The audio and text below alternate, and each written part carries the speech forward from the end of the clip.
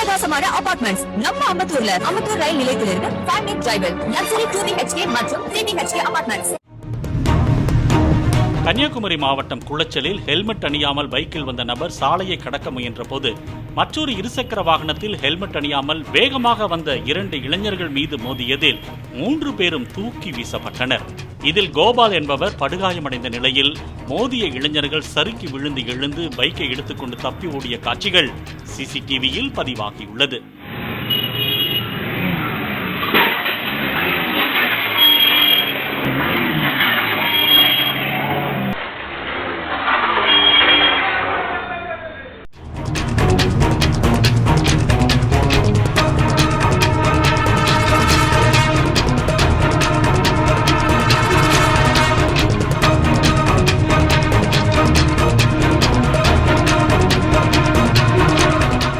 பிரகாசமான அபார்ட்மெண்ட்ஸ் நம்ம அம்பத்தூர்ல அம்பத்தூர் ரயில் நிலையத்திலிருந்து 5 minute drive லக்ஸரி 2 BHK மற்றும் 3 BHK அபார்ட்மெண்ட்ஸ்.